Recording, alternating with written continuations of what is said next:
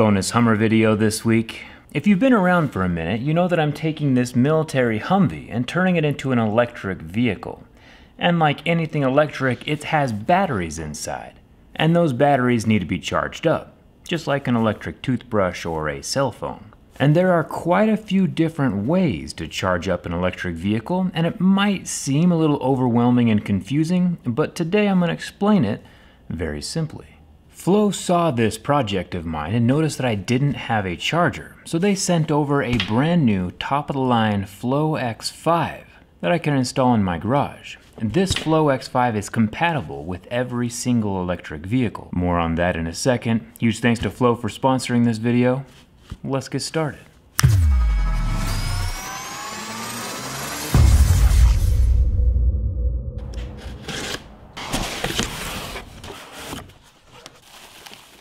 Inside the United States, there are three types of electric vehicle charging plugs. Of course, we have the Tesla plug, then we have the J1772, and the CHAdeMO.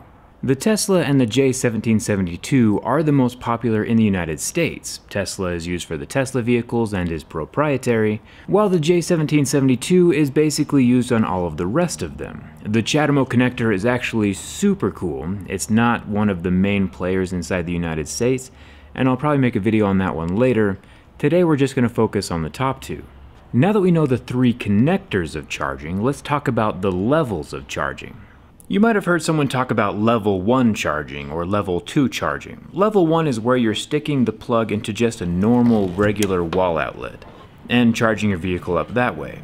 The problem with level 1 is that it's kind of slow. It usually gets about 2 to 3 miles per hour of range, which means that you have to be plugged in pretty much the entire day to get a usable amount of power inside of your battery. Level 2 charging speeds things up considerably. You can get anywhere from 20 to 30 miles of range an hour while charging on a level 2 charger. And that's what we're installing today.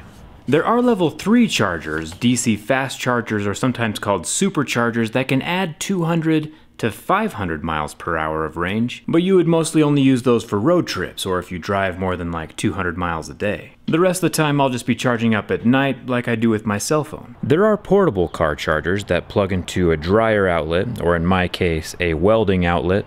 But having a dedicated smart home charging system like the Flow X5 makes things a lot easier and gives you more control over when your vehicle charges. And of course, you don't need to build your own EV in order to use these chargers. These are standard across the board for everybody, but I'm going to show you what happens internally inside the vehicle while it's charging. So this is my charging port right here. This is the J1772, and it's the common, most best option for me while building an electric vehicle. I can't use the Tesla charger because that's proprietary. Teslas can use the J1772, but as of right now, the J1772 users cannot use Tesla. Elon has promised that he's going to open his charging network to everybody, but he's been saying that for a while. So this charging port is going to sit right inside of here where the old diesel filler-upper used to be, and it'll just head down there to the charger underneath the vehicle, and my batteries are going to sit in these compartments. This right here is the charger, and if you notice, it has two water cooling inlets. So this thing does get water cooled while it's charging up the batteries. I'll explain way more about that in a future video. Now let's get the charger on the wall. So inside of a normal control panel, we have two lines coming in through the top. And when you're looking at, like, say, a normal wall outlet, it's only using one of those lines to get 120 volts of power. That's how much is coming out of this one outlet. However, our charger is 240 volts, which means we have to use both of the lines coming in, bring them into one breaker, and because we're running this inside of an already existing building, we have to use metal conduit, which protects the wires and makes sure they never get damaged.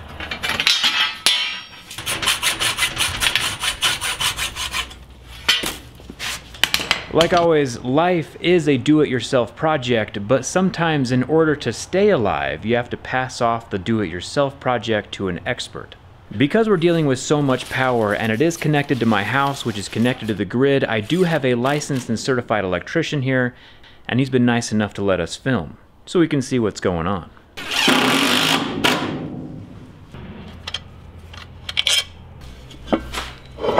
With the Flow X5 home charger disassembled, the first thing I notice is that it has a waterproof rubber ring running around the outside to keep moisture out. Same thing we've seen inside of some underwater drones. This rubber gasket and the NEMA 4X casing allows the charger to be installed indoors or outdoors, with temperatures ranging from -40 degrees all the way to 122.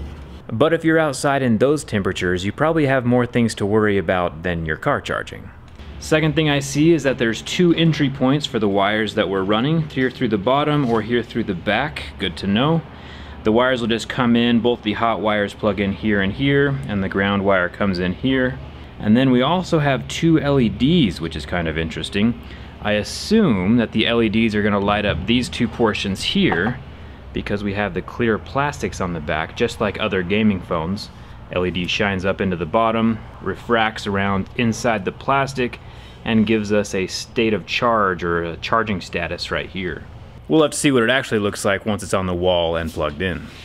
And finally, if we flip it over onto the back, we can see the wall mounting plate, which I assume just screws into a stud, and this whole charger slides down on top of it.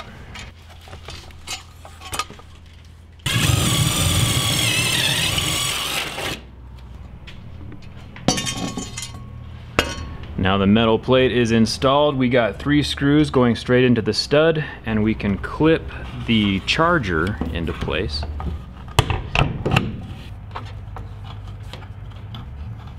The breaker is still flipped off. Now we have both of the hot wires coming into the charger, and we have the ground wire just screwed into this little ground bar.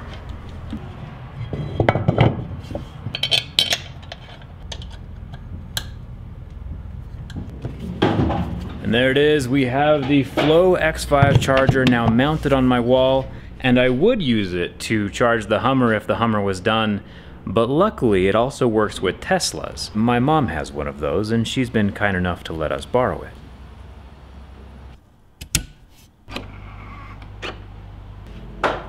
Since it comes with a 25-foot charging cable, we can kind of plug in any car in the whole garage.